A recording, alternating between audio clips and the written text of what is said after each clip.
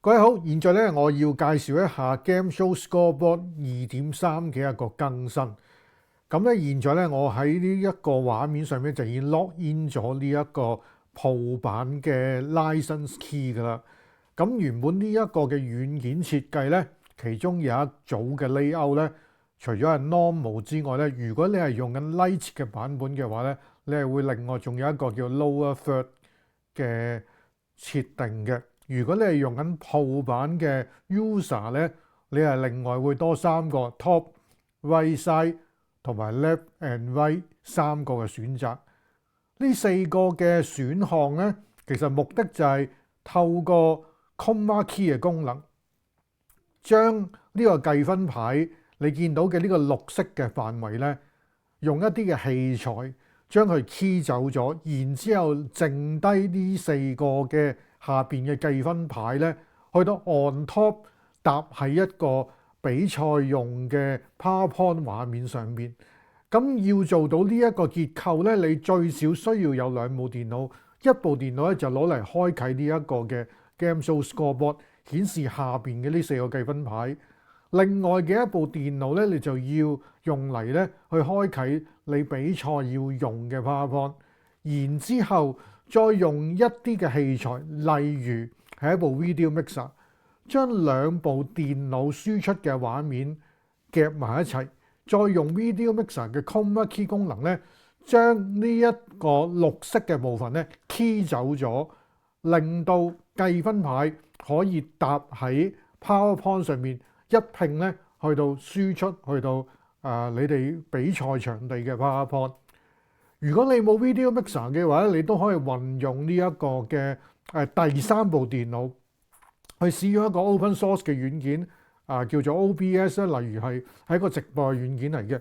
咁呢個軟件咧都可以咧運用兩張嘅 HDMI capture card，將頭先所講嘅兩部電腦，一部係計分牌，另一部係 PowerPoint。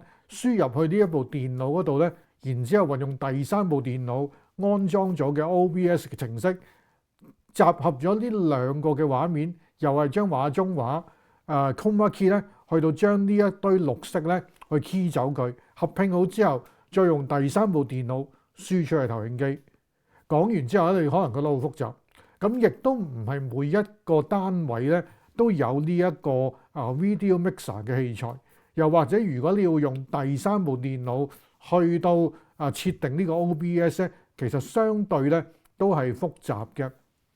咁所以咧喺2.3咧，我就加推咗一個新嘅功能，而呢個功能咧係只限於鋪版嘅 user 啦，又或者租用搶答器一個嘅租用版嘅 user 咧係可以使用得到嘅。咁咧，如果你係用緊 Lite 版本嘅話咧 ，Layout 呢度咧就只係得 Normal 同埋 Lower Third 啦。咁而呢一度咧有一個 Chroma Key 嘅設定咧 ，Lite 嘅版本咧只係有綠色、藍色、Magenta 即係紫色同埋白色嘅啫。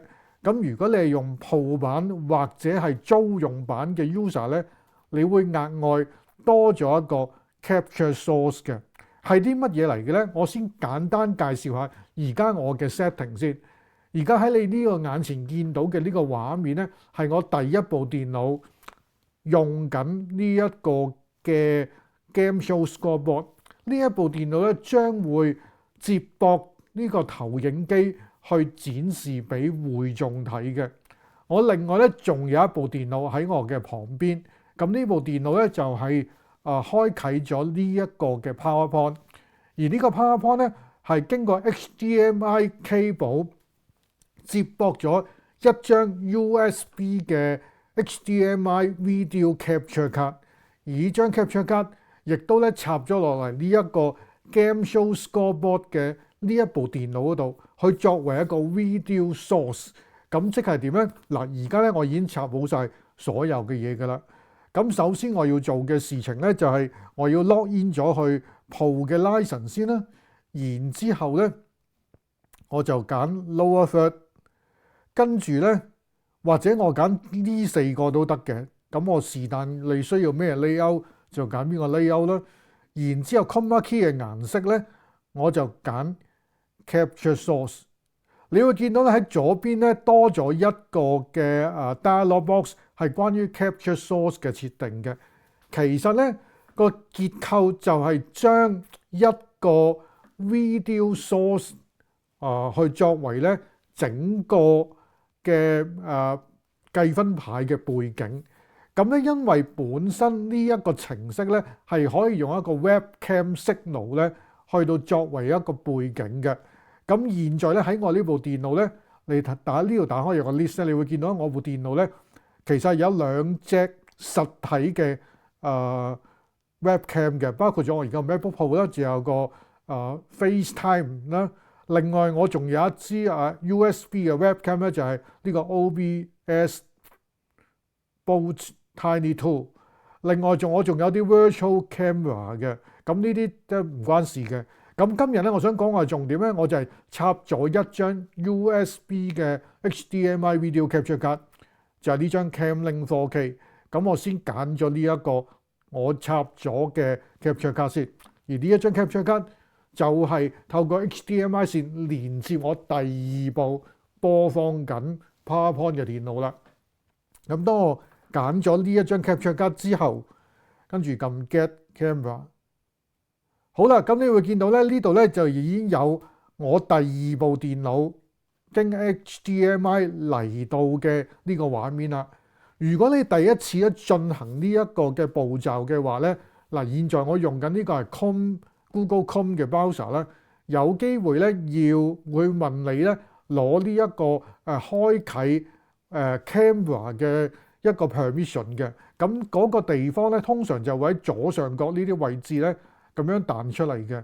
咁佢就會問你係唔係容許攞呢一個camera 嘅signal 啊？如果你允許嘅咧，咁你就 allow，咁佢就可以俾你用噶啦。咁一定要 allow 嘅，如果唔係咧就攞唔到嗰個信號噶啦。好啦，當完成咗之後咧，咁你再留意下，例如我而家需要4組啦。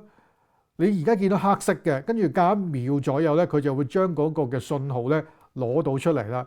你而家見到呢個 Bible Quiz 嘅呢個範圍咧，其實係我另一個 PowerPoint。嗱，而家我俾你睇一睇先。